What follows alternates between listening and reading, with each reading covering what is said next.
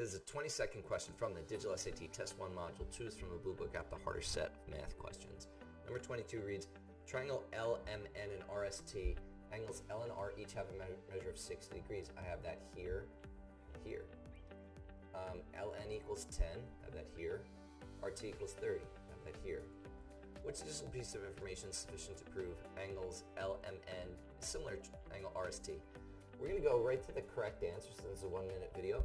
The measures of angle M and T are 70 and 50 respectively, meaning M is 70 and T is 50. How is that possible? If M is 70, then we've got, if you add that 60 and 70, you get 130 plus angle N equals 180. And if you subtract that 130 from both sides, you get that this has to be 50.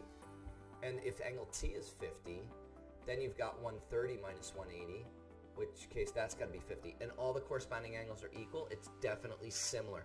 To see a full-length video why the wrong answers are wrong, particularly answer choice B, the most common wrong answer, check us out on YouTube, IB Masters Learning Center, and have a great day.